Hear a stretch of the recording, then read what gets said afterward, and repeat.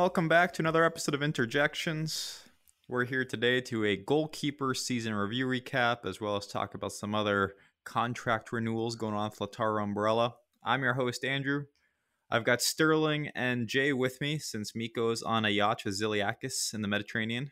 Jay, what's going on? Yeah, really not much football-wise. I mean, season's done. So looking forward to a crazy off-season. It's always crazy with Inter. And, when you start at the top with an entirely new ownership, things are only going to get even more interesting down the road. So ramping up or enjoying the calm before the storm. Sterling, welcome back to the pod, my man. How's the golf game looking these days? Oh man, the golf game is absolutely trash. I mean, the issue is I just can't play or practice because I have zero time. I think you guys know, obviously, I have a young baby, 13 months old, and I also work full time, and I also own a couple of different franchises and some real estate outside of that. So I don't have time to swing a golf club. That's been the one thing that's had to go to the wayside. So golf game's trash currently, but yeah, everything else is good. Looking forward to maybe talking about what the new ownership could potentially entail and reviewing these goalkeepers. Golf game trash, but portfolio looking fire as fuck. Robust. I was going to say the perks of not having any kids like Jay and I is that you can micromanage every action of this football club. So really, who's really winning? All right, let's start with the contract renewals because this is kind of the news of the week. Last week when we were recording, Lautaro and Inter seemed very far apart in negotiations. The media were speculating that Lautaro wanted somewhere between 12 to 14 million. There was a large faction of the Inter fan base outside of the Jays of the world who always advocate for this, but there were seriously people advocating for selling Lautaro. His demands were too steep. He was asking for too much money. The situation looks bleak. His agent was making comments publicly. And then all of a sudden, it comes out midweek that they've agreed to an extension. They came to terms around 10 million net a year, plus some bonuses. It's a compromise. It doesn't put him quite in the tier of strikers like a Vlahovic or obviously the Lewandowski types, but he's now one of the highest paid players in all of Serie A. So Sterling, since you aren't openly advertising for selling Lautaro, what do you think of this compromise? Do you think it's a good deal for both sides? And were you at all looking forward to maybe selling him?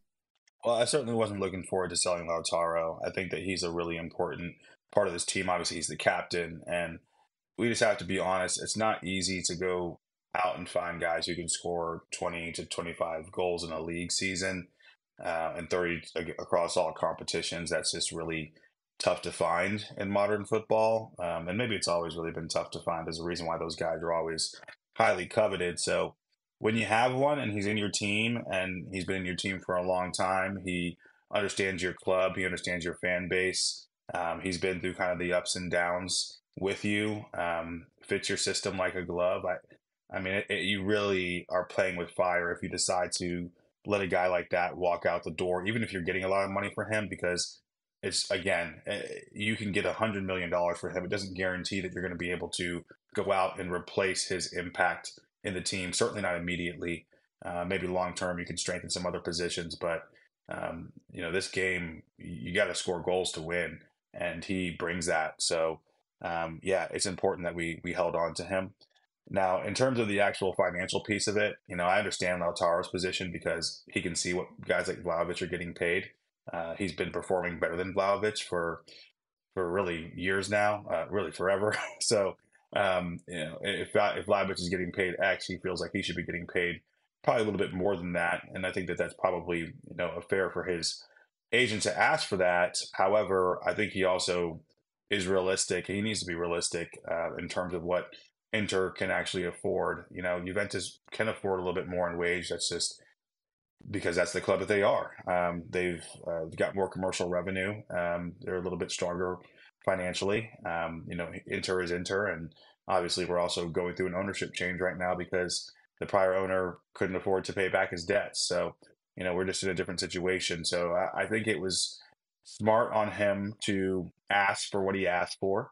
but I also think it was smart for him to finally say, "Hey, let's make a compromise here," because I think that Inter certainly needs Lautaro, but I think Lautaro kind of needs Inter too. I'm not saying he couldn't go somewhere else and be successful, but if he's going to go somewhere else and be what he is here, I highly doubt that. There's only a couple of clubs that can really afford the number it would take to get him out of Inter in the first place. And if he goes there, he's not going to be treated very special. He's going to be another guy there, and he's going to have to, prove it again. Probably change countries, certainly change countries, and he's going to have to kind of relearn the league and potentially a language and uproot his family and a lot of that stuff we don't necessarily think about when it comes to footballers, but they are real human beings, and I think that Lautaro does have a real affinity for Inter. So I think it was smart in the end for both sides to come together here and find a resolution. Jay, what about you? I mean, I know you somewhat not really joke about selling Lautaro. Well, now you're stuck with him for a few more seasons. What's your thought process as you look at this negotiation, and are you still open to selling him in 2 or 3 years if the right offer comes around? Yes, 100% yes. I think, and being as compromising, understanding, mature as I can, I think ultimately this is probably the best outcome that the club could hope for in light of the recent large scale demands that the player and agent were making. Oh, actually, I'll just interject by saying that I read that Lautaro himself intervened and said that he wanted to accept the offer, like amidst the back and forth between the agent and I think between that back and forth, I'd read that Lautaro himself actually kind of stepped in and said, "I want to accept what they just offered, and then we'll make up the rest with a change to image rights and bonuses and all that kind of stuff." So if that is the case, I can give him a little bit of credit and look, despite my jokes, agree that it can be difficult to find a high level striker, and if nothing else, the guy can be relied on to show up 60% of the time in Serie A. So that's something. As for the figure, let me ask this question: does the market increase at a rate higher than inflation? Because when you take inflation into account, I remember there was a time during like the treble season where some of our guys were getting paid like, 4 or 5 million or something, and that was considered huge money. And like I said, when you put inflation into it, or when you factor inflation into it, I think it's roughly on par with what Lautaro is being paid currently. But I feel like those guys were better players than Lautaro was, for example. And I don't think I'm looking through that through rose tinted glasses or anything like that. I truly believe that.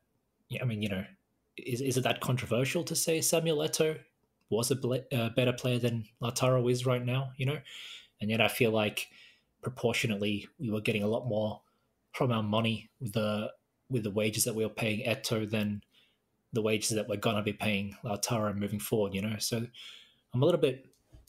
I have some hang-ups about that. It feels like we're paying a lot for what is, and it depends who you ask. Some people obviously rate Lautaro a lot higher than I do, but I don't know. I just don't think like we're paying for something that can be considered like a truly elite product. So Yeah, I mean, I do understand your point. I do think that there's still one level above Lautaro in terms of the top strikers that are out there. And I don't even think it's necessarily down to technical quality. I think it really comes down to mentality. yeah, I think that there's still another step for him to take, and I hope that he is able to take that step. But unfortunately, all the guys who've been around Inter in the years when Spalletti was here, which was kind of the end of the banter era. I think when Spalletti came in, he kind of cleaned things up and kind of turned us into at least a respectable team again, even though we still, had a ways to go before we were really competing for trophies. But all the guys who were around in those years where we still were very mentally fragile, looking at DeVry also in this, him and Lautaro were the guys who really were around back in those days. All those guys still have some type of weird thing going on mentally. And I'm not really sure why that is. I mean, I guess it's just because maybe they were tainted back in those years when we were kind of always capitulating, and it always seemed like disaster was right around the corner. But those two guys are the two guys who still seems like they have some mental issues when we're at the absolute highest level. When the pressure is ratcheted up to the highest degree, they do tend to let us down just a little bit. So, maybe that's just a coincidence. I don't know. But it does seem like the players that were around, and also even Skriniar was that way before he obviously left under the circumstances that he left. But anybody who was around in those years, it seems like there was always a mental lapse. Brozovic, same way. So, I thought that Lautaro had taken that step this season, and I was really excited about that. I thought that he kind of had put some of those demons to rest. However, obviously, then the Champions League knockout happened against Atletico. He didn't really perform at the level that I think we were all hoping he would perform at. And then he went cold for like 2 months again. And so that was really what was disappointing for me with Lautaro, is that I thought that he kind of had put that streakiness to rest. But obviously, that wasn't the case. And the one concern I will say with him is that, at that point, thank God the league was basically wrapped up when his goals dried up. But I don't think that it was a situation where his goals dried up because the league was done and he just lost interest. I think that he wanted to score and he just couldn't, and that mental block was back. And if we were in a Scudetto race at that time, I would have been very concerned because the goals just weren't there. So that is something that we do have to keep an eye on with him. However, again, it's not easy to find guys that put up the numbers that he does across a league season. Yeah, I think he could be more clutch, certainly, especially in Europe. I think that his European numbers kind of speak for themselves in a poor way. They're not that of a really elite striker like they are in Serie A, for example. So we definitely need him to improve there. But we also just have to be realistic, guys. I mean, we're not going to do better right now. That's just the truth. We're not going to be able to go out and buy somebody who we know immediately is going to make the impact that Lautaro will make across the season. We certainly could go out and buy another young version, a new Lautaro, because remember, we brought him in at 20 years old to the club. We could go out and buy a Xerxes or something like that if we sold a Lautaro, but again, that's a different type of player. That's not somebody who I think is going to go out and score 30 goals across all competitions, certainly not next year. So, we do have to be somewhat realistic with where we are as a club and realize that Lautaro is probably about as good as it gets right now. The one thing I do wonder is, did Lautaro improve season over season? Like, this year is the best in his career from a pure goal scoring numbers perspective. But has anything actually changed, or is this just a case of this is his first season where he was asked to lead the line and he picked up some goals simply to be as a result of moving up the pecking order versus actual improvement in play? When, in his first few great seasons, or at least good seasons here, he was always Lukaku's Robin, essentially. Then the club had just a poor season 2 years ago when nothing really seemed to work right. I think we won the Copa and nothing else. And then last year he was back to being a wingman again, in a sense, with Lukaku, especially before the World Cup. Then he came back from the World Cup and he had one of his best spells as an Inter player, maybe riding the high on the confidence of winning that competition. And then he put together 6 or so dominant months this year, but then he fell back to his normal self, which is going 9 games at a time without scoring a goal. And he's good for one of these spells this season where he just goes missing. So I wonder if he's been playing at the same level as always, and now we're just being exposed to it more, that we're asking him to lead the line, versus an actual, like, has his technical ability improved? What has Lautaro gotten better at in the past couple seasons? I don't know. The one area I was a little more impressed with at times this season was his finishing. He had a few finishes with his left foot. He had a few finishes not quite from outside the box, but from near the edge of the box. Normally he's pretty much not I don't want to say scoring tap ins, but he's usually scoring, closer to the 6 yard box. So there were areas of his game that I like this season, but I can't get over that this guy just goes missing for a quarter of the season every year. It it's really hard for me to reconcile. I don't understand why it keeps happening. And when you don't have reliable backup strikers, when your backup strikers are Arnautovic and Taremi/Sanchez, you can't afford for a guy making 10 million a year to go 9 games without a goal.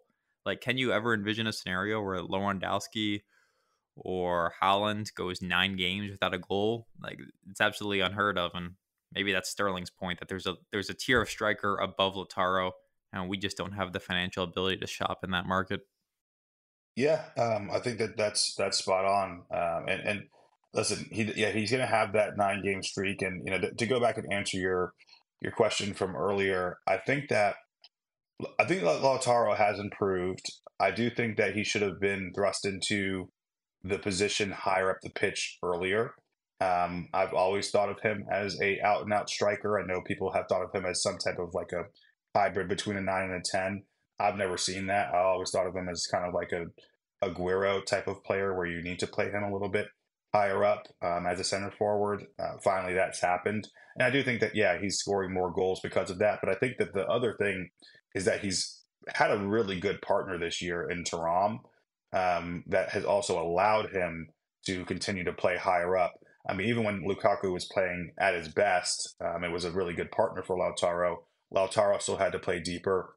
This year, Thuram allowed him to play higher up. Thuram could play deeper, and he didn't have to run for two people like he did when he had Dzeko up there, especially in the second half of seasons when Dzeko would just completely die off. So I think that it's a couple different things. I do think that he has improved as a player. I think that he is in his prime or entering his prime now. I think he's playing higher up the pitch, and I think he has a really good system that he plays in with a really good partner.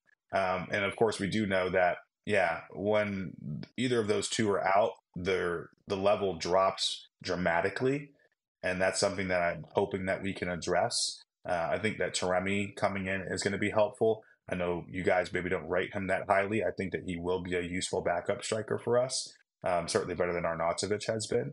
But we still, probably need another guy outside of those guys who can potentially kind of carry the burden. Because, yeah, with Lautaro, I still think that there's something in there where he's probably going to have a streak if something doesn't go his way. And again, that's the really concerning part of this all. It's not even so much that he goes a couple of games or a month without getting a league goal. It's what coincides with it. It was the Champions League knockout and that mental setback that caused everything else. So you end up with a guy who essentially, when the chips are down and when there's adversity, goes missing. And that's the concerning part about it.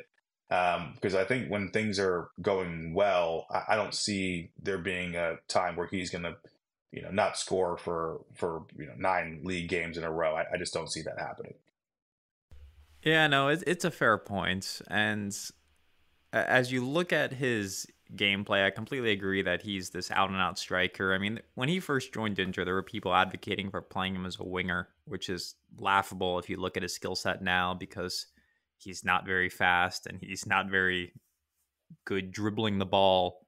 I think we've gone so long without having proper wingers on this team that people forget what a winger looks like. But anyway, as you look at his style of play, playing as the number 9, as the out and out striker, definitely suits him better. And maybe there is more room for growth as he plays fewer minutes, because we did overextend him, between having to cover for Dzeko and just not having a reliable reserve striker for large stretches of the past couple of years. Maybe him playing fewer minutes will increase his effectiveness, and when he does get into a goal drought, you can give him a breather, let someone else capable of scoring play. Maybe you'll end up better off with a better player as a result of it. And that's the thing, and I guess we can maybe end on this, is that Lautaro is 26, which, it seems like he's been here for a very long time, because he has been here for a while, but 26 for a center forward is still pretty young. We've seen that center forwards can play well into their 30s at an extremely high level. This guy is probably still maybe 4 years away from hitting his peak. I think a lot of those guys tend to peak around 30 to 32. We saw that with players like Benzema, for example, who was very streaky when he was younger, and a lot of times the Real Madrid fans were absolutely on his back. We even saw that with Higuain, who didn't last at Real Madrid, but all of a sudden, around the time that those guys turned 30, it seemed like they just couldn't stop scoring. They were just banging in goals left and right. So I still believe that there's another level as a player for Lautaro to take a step to. And at 26, I mean, he's got time on his side. So the other big renewal this week announced, or reported rather by the media, is Barella's extending his contract. That was a drama-free renewal. There were never any doubts, and always reassuring though when one of your marquee players is locked up long term. So, Jay, what are your thoughts on Barella renewing, and what do you want to see from Barella for him to take the next step in his career? I guess just some general improvement, to be honest. I'm probably one of the I've got probably some of the most unpopular opinions of any Inter fan in the world, but I'm not that big on Barella either, as you guys may know. I really do think that while he is a great player, that Inter fans tend to overrate him as like some kind of world class player, which maybe maybe he's closer to it than Lautaro is. Sterling was saying that there's a level that Lautaro just hasn't reached to be considered among the truly elite kind of forwards. I think Barella's closer to that level, respectively, for midfielders than Lautaro is. But yeah, I don't think Barella's quite there either. And I think a lot of Inter fans tend to think he is. So naturally, from my assessment, I'd like to see Barella just take a step closer to hitting that level. I'd like to see him add more goals to his game. He's very kind of flaky when it comes to goal scoring chances. He can score a great goal, and at the same time, he can also just miss these like relatively, I won't say easy, but presentable chances. He tends to suffer from the same kind of immaturity as Lautaro, which is to just kind of close his eyes, put his laces through it, and just blast it at full strength.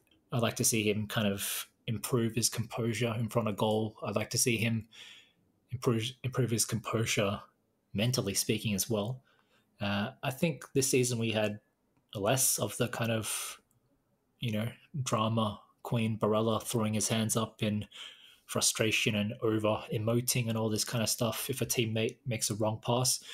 Maybe the fact that Lukaku was not here to drive him crazy was a big reason for that. But in any instance, maybe to give him some credit, it looks like he has improved in that area a bit, but you can always improve. So I'd like to see him take a little step up in the leadership department as well. If there's one thing I'll give Lautaro credit for, people do seem to be supportive of him in the dressing room, and he has a kind of fairly silent but kind of stoic leadership type, which I think Barella could learn from.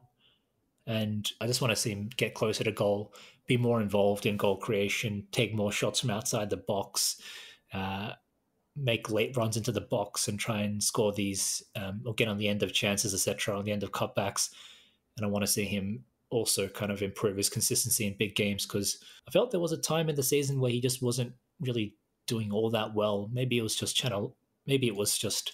Çalhanoğlu playing so well that it kind of stole all the limelight. But I just feel like Barella had a fairly muted first third of the season, perhaps.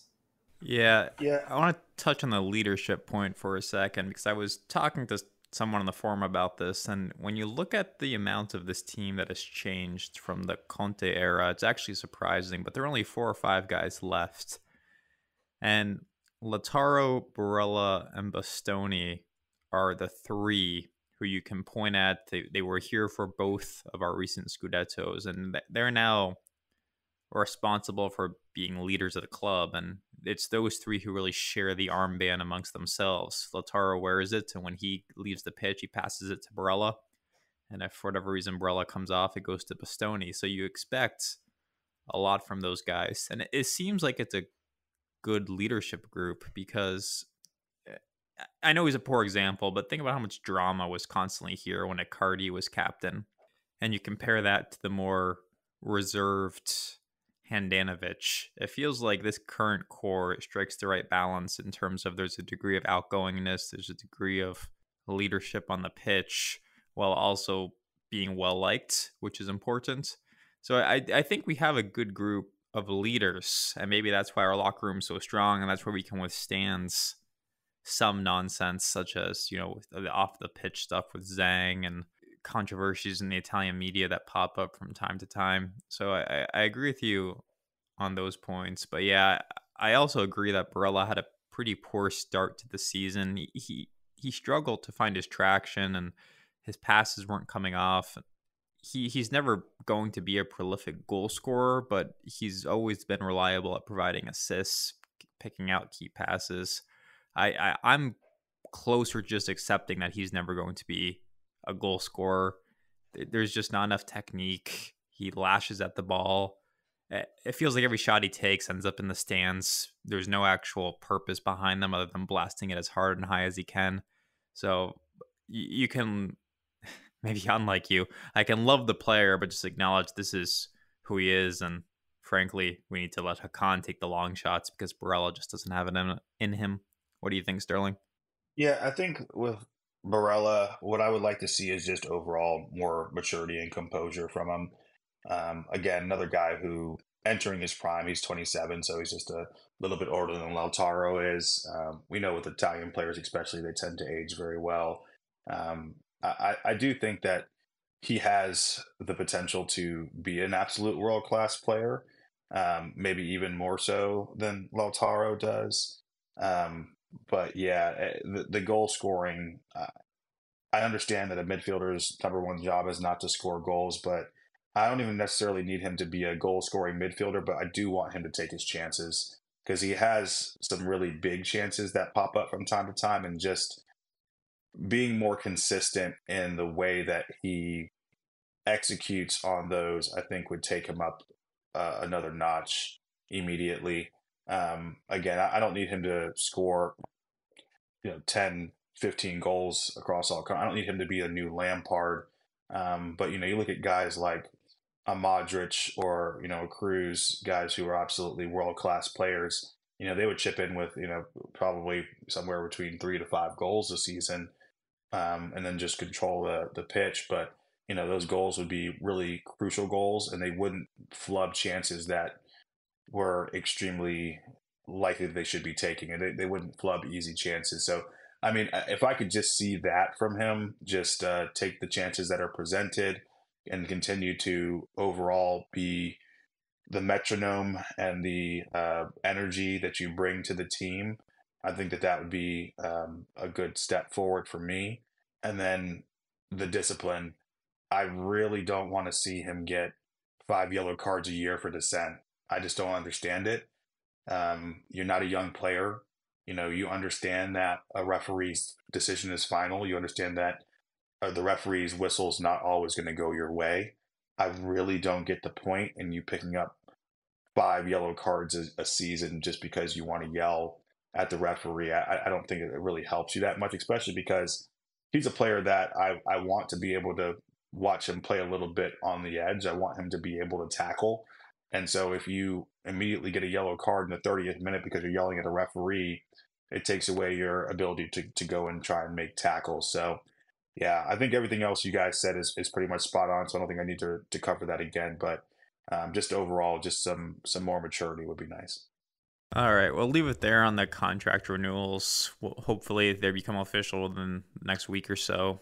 I guess actually the one thing I'll add is that it's nice to see these transactions get agreed to as reported by the media, because I know with the ownership change, you just never know how things are going to shake out. But it sounds like Oak Tree is letting Morata cook still if he's still able to go out and sign these contract extensions. So good news on that front. Our final recap in the season in review is goalkeeper. Obviously, a little less to talk about than most positions, but I think we do have some interesting content to discuss here with summer. So obviously, Onana is sold to Manchester United, and I was upset with the sale. I mean, you hate to lose what is a player who's in the prime of his career, looks like he has immense potential, and is just instrumental in helping you reach Champions League final. I mean, there were countless times Onana had great saves in the Champions League last year. So you sell him on to United, and personally, it's a little underwhelming when you go and you sign a 36-year-old guy who's a reserve keeper, not even starting at Bayern. We were all comfortable with Sommer's pedigree. I mean, he's been a starter for the Swiss national team. He had been a starter for other German clubs for quite a few years, but still, it was a low budget signing, and you didn't really know what to expect when the guy hadn't been starting for 1 or 2 seasons. But He it's was safe to starting. say He was starting because Neuer had a bad injury. I think it was when Neuer had like skin cancer or something. I can't remember, but No, he hurt himself skiing. that's right. What am I thinking of? Who's the guy who had who melanoma? had Was that? skin cancer. Yeah. I don't know. Maybe I'm just Maybe making it's shit up. Haller from Dortmund. No, he had testicular cancer, but whatever. Anyway, Anyway, yeah, no, yeah, he was actually playing for Bayern Munich, but yeah, obviously he was brought in to be a starter, if I'm not mistaken, from Mönchengladbach because of Neuer's injury. But like okay. we And then ended he up wanted to leave because he probably wanted playing time. Then once Neuer was back, is exactly, that right? and Okay. I think did we not like did we not end up paying more? Did we end up not paying more for him because we asked Bain if we could kind of pay his transfer fee, which was extremely modest over 2 seasons? Like we couldn't afford to pay like the 6 million, so we agreed to pay 3.5 for 2 seasons. He had a release clause, and we were trying to get Bayern to give in to us for less than the 6 million release clause. Yeah. But I just checked. So he played 10 games for Gladbach a couple seasons ago. Then he started 19 games for Bayern last year when they won the Bundesliga title. But yeah, anyway, so he goes and he's our Onana replacement, and I think he exceeded all expectations in that he played well. There weren't too many goals this season that you can squarely place the blame on Sommer. The one I can immediately bring to mind was the first loss to Sassuolo where he got beat near post. But for the most part, I thought he played pretty well. But I think it's a fair question to ask of, did this guy play that well, or was it just a matter of our team was so dominant and conceded so few chances that we just didn't ask anything of Sommer? What do you guys think? Was this more of the case of Sommer having a great season, or our team just being that dominant? Yeah, I mean, it's. I think it's always a little bit of both, right? I do think that Sommer is a really competent goalkeeper.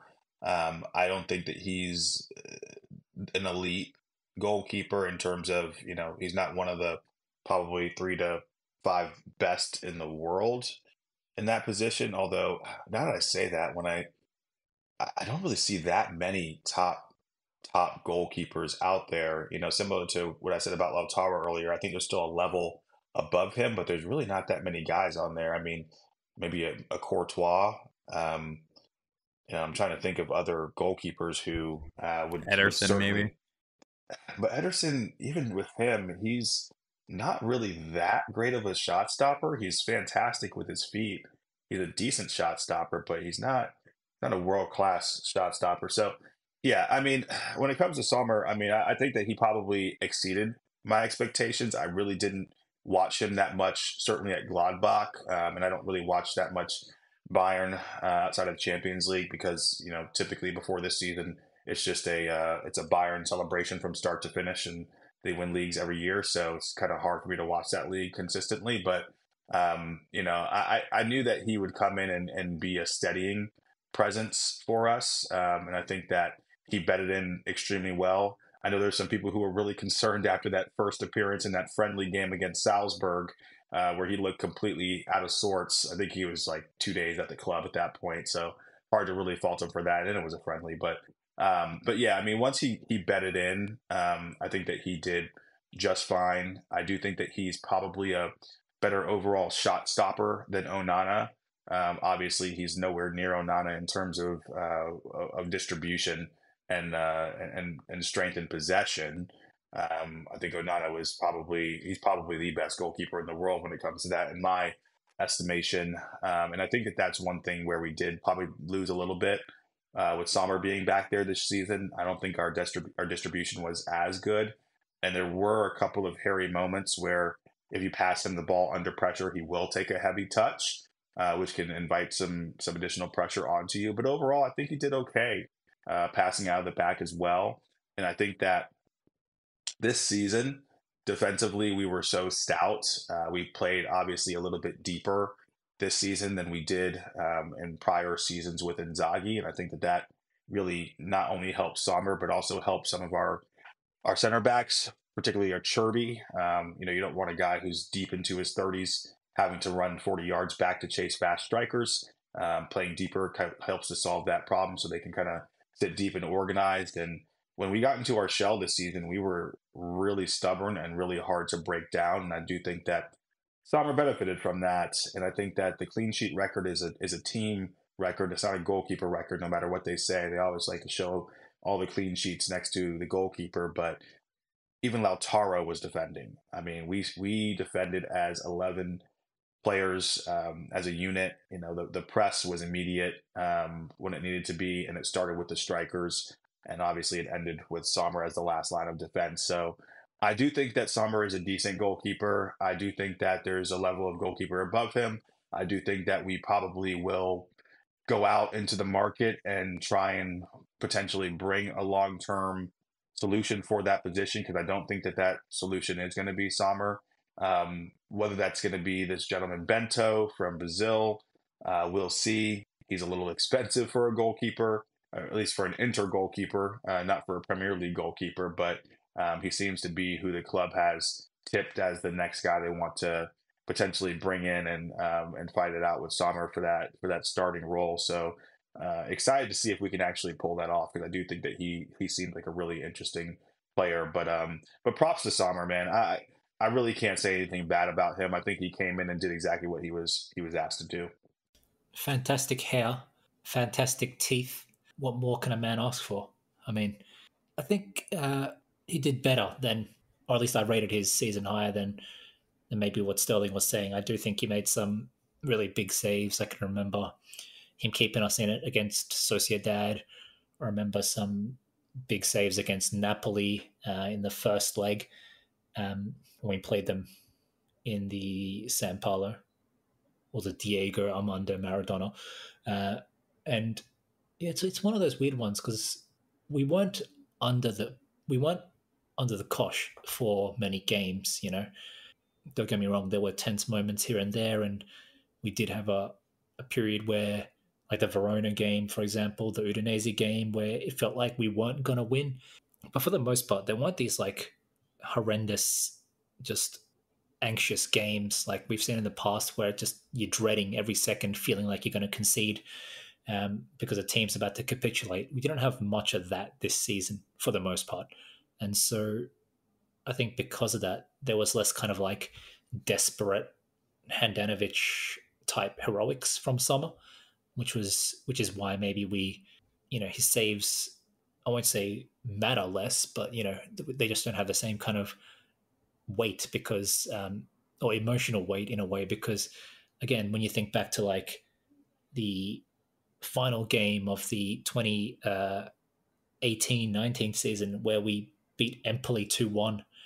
Empoli got relegated and we secured fourth place with that game, if you guys remember. Keita Balde and Nainggolan scored. But those last 15 minutes against Empoli were just like pure distilled cancer. They were so terrifying. I feel like I lost probably 10 years of my life from that last 10 minutes. And D'Ambrosio was clearing goals off the line. Handanovic was making one-on-one saves and all this kind of crazy shit. So those are the kind of saves that stick in memory, right? But again, we never had those moments in this season. So I feel like a lot of Sommer's good work kind of flies under the radar a little bit. And I thought he had a really good season. I'd give him a solid 8, and I rarely give people a rating over 7.5. But for me, Sommer was 6. That's right. but I thought Summer was actually an like a really underrated but extremely important piece of the puzzle. So got to hand it to the management. They got that piece 100% correct, and I do see the need for us to kind of manage the transition from Summer to whoever comes after him. Uh, at the same time, look, I'm no Finnish management lackey, right? But I could I could see why the management might want to just take that risk and bank on Summer for one more year. If, for example, we get priced out of a bento, don't say box. If we can't afford bento, but what do you think? Would it be the worst thing in the world to just go with Summer for one more year and just get like another second keeper? No, Because I don't think so. I think that realistically, even if the Bento comes in, Sommer's still playing. I don't think that Bento would come in and immediately Sommer would be the backup keeper. I think that even the rumors kind of state that right, Bento comes in and he has a season of adjustment. He probably plays Coppa Italia. Maybe he even makes a Champions League appearance or kind of two. like But the Onana Handanovic thing. yeah, exactly, exactly. So I think that Sommer starts the season as your starter no matter what. And then if Bento eventually usurps him, then that's what happens. But I think that again, the thing with Sommer is that Sommer very rarely makes mistakes. I think I can count the number of mistakes he's made this year on one hand, and it probably will still have half the fingers left. I think Andrew mentioned one earlier. There was one other goal against Genoa that I thought was kind of weak, but other than that, there's really not much that I can think of that he's really done wrong. Now, again, there were long stretches where he didn't have to work very much, and I do agree with what Jay's saying, where it's like maybe we do underrate his work a little bit because he didn't have to work all that much sometimes. However, when he was called upon, he was always ready to answer the call. So I don't think that he's past it. I think that if we needed him for another season, that he's more than capable of providing that for us. So, I don't think it'd be the worst thing for us to ride him for one more season, even if we can't get someone like a Bento. I think Andrew said this on prior episodes, but when you have a guy who's serviceable in the goalkeeper position, it's really hard to want to use big resources to upgrade a position that already is like a 7 to 8 out of 10, right? I mean, even if you're going to a 8.5, 9, which I don't even know if Bento is really that guy to take us there. Maybe not even next year, but are you really making your overall team that much better if your goalkeeper is going from being an 8 to an 8.5? I don't know that that's the case. I think that for the most part, as long as you have somebody in that position that's serviceable who doesn't make mistakes, you always are better served improving the outfield players because those are who really see the most of the game. So I'm fine with Summer. I guess if I was going to give him a rating for the season, I would give him probably I fall somewhere between 7.5 and 8.5, and that just is a large range. And it's only because again he did well, but we were so good defensively that there were games where he basically had zero shots on target. I mean, a lot of games where he basically had no shots on target to really face. So I guess I'll just fall in the middle and just go ahead and give him an 8. So, yeah, I mean, I mostly agree with you, Sterling, that it's hard to rationalize going out and spending. I've seen reports that Bento's going to cost anywhere from like 15 to 25 million, depending on which report you read. And that's when we have so little money to spend, that's just too much for my liking. Juve signs the guy I wanted to be our summer replacement. I'm a huge Di Gregorio fan. He's a proven keeper in this league. He's a proven top shot stopper in this league, and they got him for somewhere around 20 million, I think. Of course, he's our former youth player. And That's official. when you compare when you compare that what they Juve paid for him to what it's going to cost us to get Bento from Brazil, it just seems like a no-brainer that Di Gregorio is the better choice.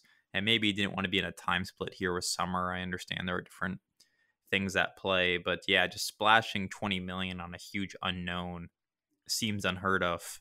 I did see Maicon was down in Brazil, and he was giving his seal of approval for the Bento signing, saying that he thinks we can get him if we want him and that he's worth the money. But obviously, there's some bias there. I don't know. Is Have that any of you? Is that transfer official? The Di Gregorio transfer? I believe it got a here we go from Romano. I could be Oh, wrong. I missed that one completely. Yeah, I think Uh, that that would have been a great signing for us as well. Between him and Bento, I think they're kind of interchangeable, to be honest with you, in terms of what they would potentially bring to the team. But Di Gregorio obviously had the added benefit of being a club trained player who is apparently an Interista as well, which I always kind of lean towards because one, the Champions League list is a real thing, and it always helps when you have somebody who's club trained.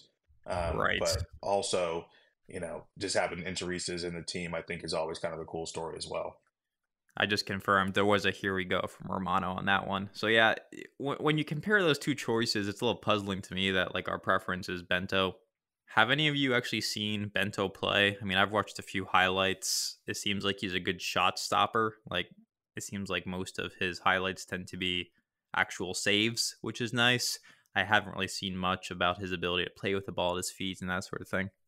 Yeah, I mean, I've never watched a full Bento match. I've watched his highlights, and I did see him play, I guess, a friendly for Brazil not too long ago. That was the same one where like Endrick was playing as well. And I mean, not much to take away from that, honestly. I think that the assumption, which you should never assume, is that Brazilians are just automatically good with their feet. Which again, I haven't seen really enough of Bento overall to really speak to that. But I would say that when it comes to highlights, YouTube highlights, obviously they highlight the absolute best of a player, and you always have to take those with a grain of salt. But I do think that they're maybe a little bit better for goalkeepers than they are other positions, where you can really kind of see the potential of a player. Obviously, they're not going to show you any of their howlers, which I'm sure also exist out there. But I mean, from what I've seen so far, and the reports and the people who have highly rated him, I mean, he does seem like he would be a really good potential long-term option. And I do love the thought of another Brazilian goalkeeper coming in here. Obviously, after Julio Cesar, who we had a really good time with, and Brazil puts out good goalkeepers in general. If you look at some of the top goalkeepers that are out there right now, obviously Ederson was mentioned earlier, but also Allison, also another really top level goalkeeper from Brazil. So who knows? Maybe we'll get another one. Jay, are you going to argue in favor of keeping Ardero, or what are you thinking for the reserve keeper? I mean, like I've mentioned several times, I have nothing against Aldero, but just realistically, we can't spend whatever amount of money they want for him to redeem his loan. So it looks like he's a goner. Does anyone recall what it was? Was it like not 7 million or so, around about that? So it's not negligible money for a reliable keeper for most clubs. For us, it is. Yeah, it's what we paid for Sommer after months of intense negotiation. So yeah, that should put a bit of perspective on things. As for Bento, I've never watched him play. I've never in my life heard of the guy before we were linked to him last season. Um, Having said that, I endorse his signing wholeheartedly. Um, with regards to the second keeper, I was thinking about it the other night, and yeah, I don't really know what the market's like for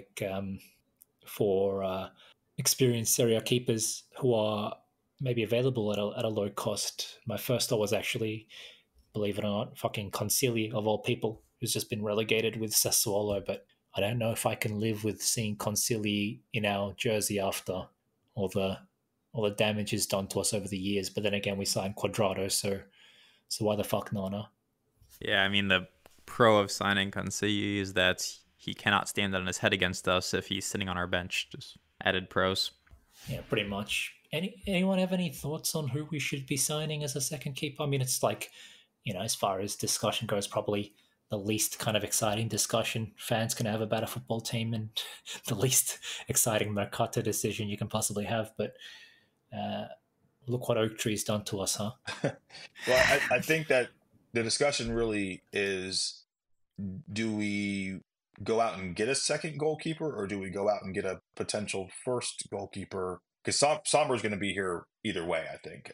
I don't think that he's going to be leaving this summer. So the question is, do we go out and get somebody like a Bento, who we think is going to be the long-term starter, or do we just go get another Aguero for a season? And that's a tough question to answer. It really comes down to how much money we really have to spend and how much we really have allocated towards certain positions. When I think about where else we could potentially really spend big this summer, I mean, maybe the right wing back position, or maybe if we decided to try and bring another striker in. Outside of that, I don't really see where we're going to spend big money. And so maybe that's the management's thought process. Maybe they said, hey, there's nowhere else we're going to really spend this summer, so we can invest in a long term goalkeeper, which I'd be fine with. I mean, I do trust the management. And I think that they've earned that trust, and they certainly deserve it because of the work that they've done over the last 5 years or so to get Inter to the position that we're in right now. So if they feel like they want to go out and spend big on a goalkeeper, I guess I'm just going to support that decision. But yeah, I think that's really what it comes down to is, do we go and get a true second guy who is just going to essentially be behind Summer, or do we actually try and get a Summer replacement? Yeah, no, well said, Sterling. I am fine with a stopgap because as long as you have someone you feel comfortable playing 5 to 10 games, you're probably going to be all right. I don't think Summer has a huge injury risk. I would not use such a minimal transfer budget and go out and invest it in a keeper. If we could find a reliable reserve keeper for free, like on an expiring contract, I would be interested. I'm going down the names of people who are available on a free this summer, and honestly, it's probably no one you want because most of these guys are over the age of 35. I'm talking Rui Patricio, who was one of the worst keepers in the league last year. I'm talking Keylor Navas, who is old and declining. So there's not a ton out there in terms of free agents. So if we can get someone on loan, I'd be fine with that. Yeah, very similar to the Aldero plan. I'm trying to think about I was thinking about the keepers who are being relegated, as Jay mentioned with Consigli. I think Salernitana's keeper is the old, 40-year-old Mexican guy who pops up in the World Cup every 4 years. So that's probably not realistic. So maybe there's just not a ton out there in terms of Serie A keepers you can bring in. And that's why management's looking abroad. That's why they're looking at this Bento guy. But I'll be disappointed if we end up spending 30 million this summer total and 20 of it is on a backup keeper. It is interesting that we ended up, or I guess that we didn't really make more of an effort towards Di Gregorio, especially if they are kind of in that same price range. I do wonder if we just rate Bento that much higher, or if we even maybe we just don't even have the money. I mean, Yeah, there's no guarantee we're going to sign Bento. Let's be honest. I mean, we don't know what we're going to actually spend this summer. Yeah, and I don't want to make it sound like these awards mean anything, but Di Gregorio just won Serie A Goalkeeper of the Year. So choosing, if your choice is reigning Serie A Goalkeeper of the Year or unknown Brazilian prospect and they have the same price, I think it's a pretty easy choice when the Serie A Keeper of the Year is 25 years old. So I don't know. Well, I guess we'll see what's happening there, but yeah, you just don't know how much money this club is going to have to spend, which is why all this irresponsible speculation is nothing more than that. I was going to say, there was such little noise about us going for Di Gregorio that the obvious answer is we simply don't rate him. We just don't think he's worth the money. And at some point, we were linked to the Genoa keeper as well. I think Joseph Martinez or whatever is his name. But from I think I saw Genoa's games against us, obviously, and then a couple of his games against the bigger teams, Napoli, Juve, Milan, etc. And he looks pretty good. I like what I saw from him as well, albeit it was not an extensive sample size. But yeah, I just don't think we ever really rated Di Gregorio that highly. So it is what it is. But yeah, and to be fair, the management should know him very well. I mean, we should know him because he played for us at a youth level. But if we don't rate him, maybe there's a reason. Yeah, and I don't know. On one hand, I totally get what you're saying about him winning the Serie A Keeper of the Year award. At the same time, like you could argue that should have gone to Sommer as well. And at the same time, Vlahovic won the Forward of the Year, which was a bit of a farce. So those awards, I think, are to be taken with a little bit of a grain of salt. Anyway, Yeah, no, you're right about that, and I did try to add that disclaimer, but I am high on Di Gregorio, regardless of meaningless award status. he's the Scamacca of keepers. Yeah, my Italian trifecta is Scamacca, Colpani, and Di Gregorio. Colpani, that guy dropped off. He fell off. He just disappeared halfway through the season. I remember early in the season, or maybe even towards the end of last season, we were linked, with like a 20 million move for him, and then he just completely disappeared.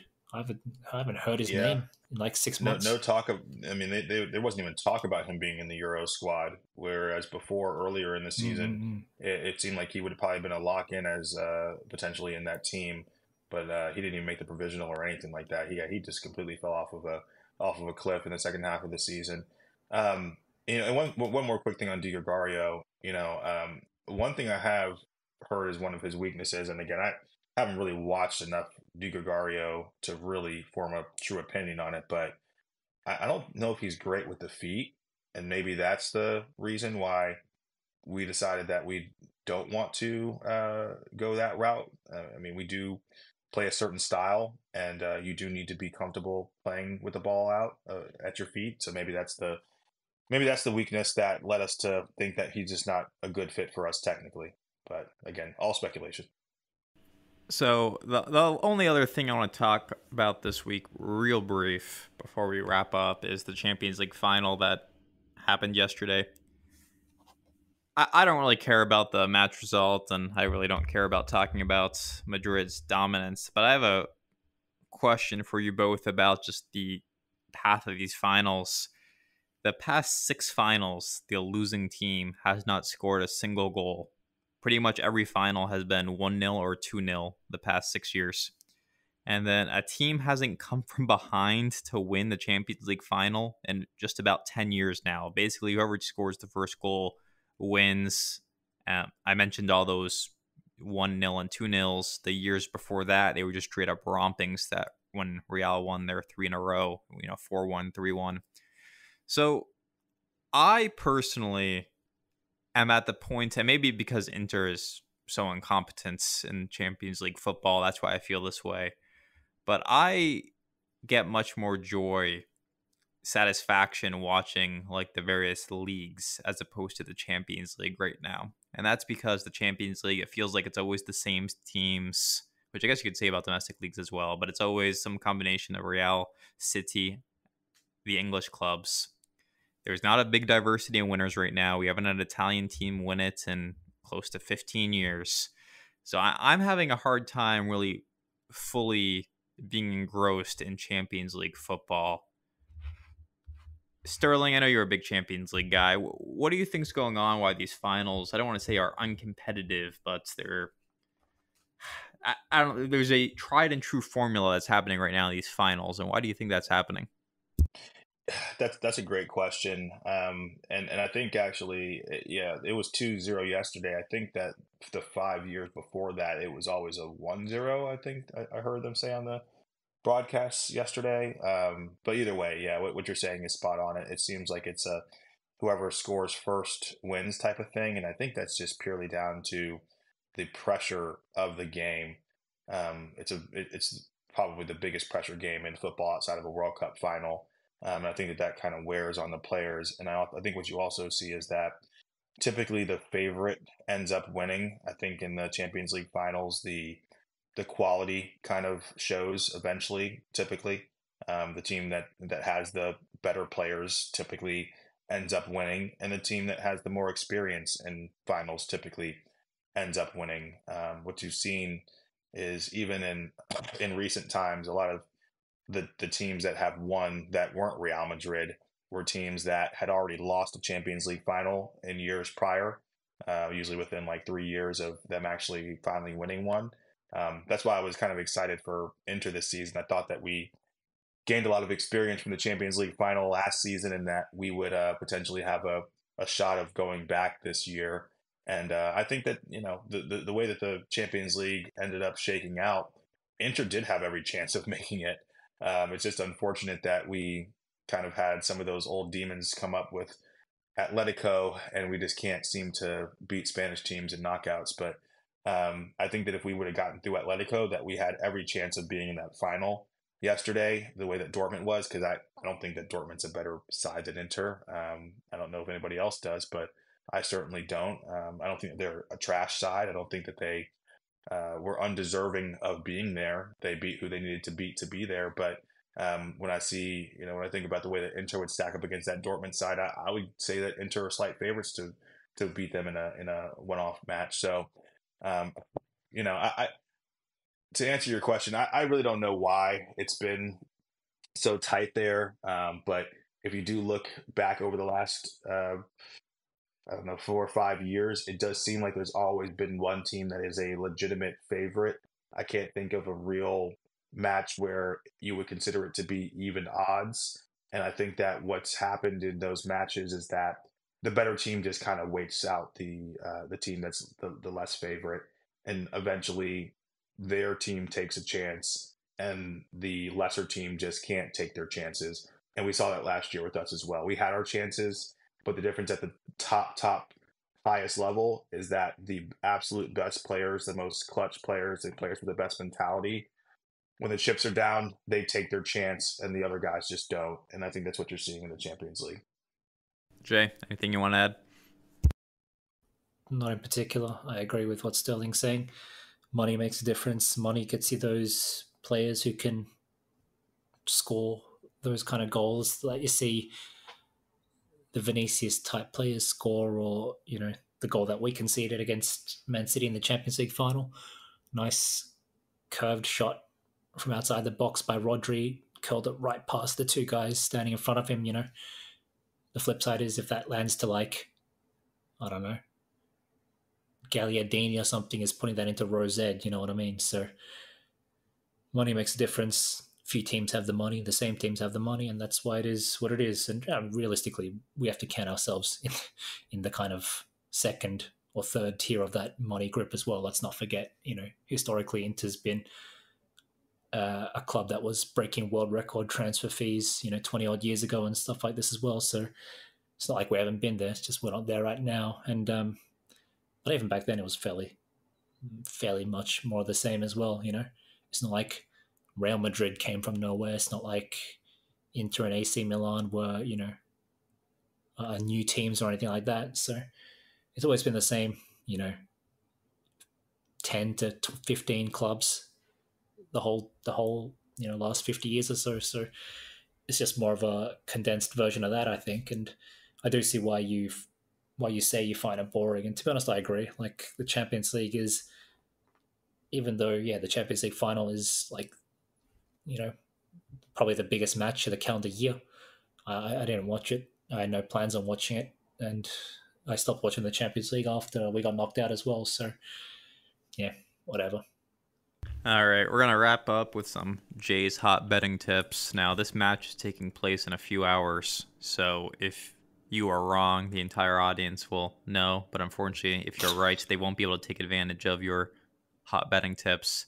What the world wants is a preview of the Cremonese Venezia Serie B promotion playoff today. So, Jay, tell me how it's going to go. I think, to the detriment of Serie A and to the sadness of all art lovers around the world, Venezia are going to lose at home to Cremonese 1-0.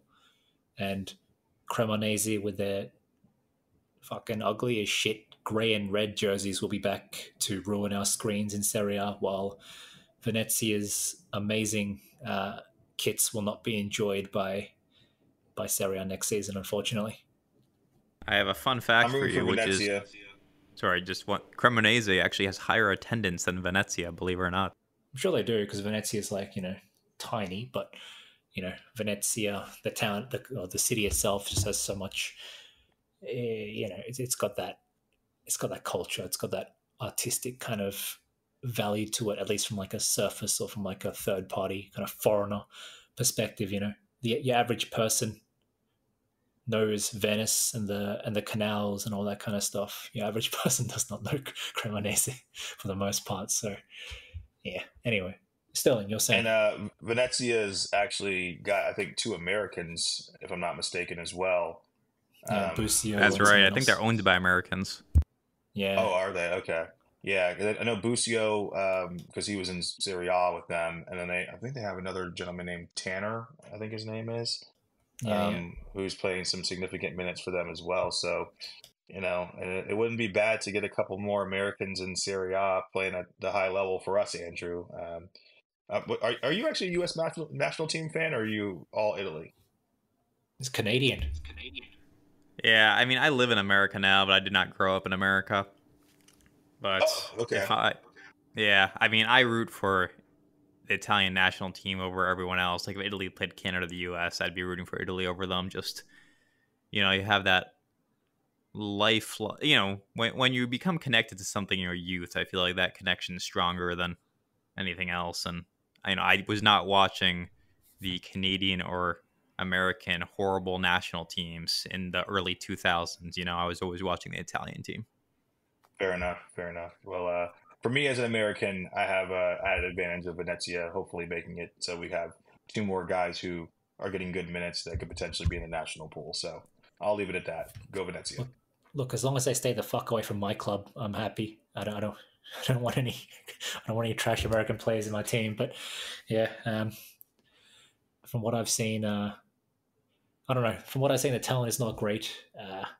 But then again, I guess it's still in the kind of foundational stages for American talent abroad. So yeah, it is what it is. But Pulisic and McKennie had good seasons, man. I don't want to get too far off our tangent today, but Pulisic and McKennie both had solid seasons. Can't let me get away with taking cheap shots at the US. I'm just being honest. I mean, yeah, look, foreign intervention. Weah was poor this season, but McKennie was probably arguably their best midfielder, at least from a stats perspective in terms of goals and assists. But and Pulisic, he kind of turned into a flat track bully. Was not good in the very biggest game, certainly not against Inter, but seemed to score some pretty decent goals for them, at least against some of the smaller sides. And actually, I don't know if we want to talk about Canada, but we do have obviously a Canadian in the team, so we'll see how that kind of works out. Regrettably. I'm looking at the Venezia and Cremonese teams to see, do I know any of these guys? And the answer is mostly no. But I have to point out that Cremonese is where Franco Vasquez is currently applying his footballing talents, which I can't believe that guy still plays. That is surprising that he still plays. That guy was a gun for a couple of years at what was it, Palermo? Palermo. Yeah. That was back when Palermo was sick. They had him and Dybala. And Ilicic.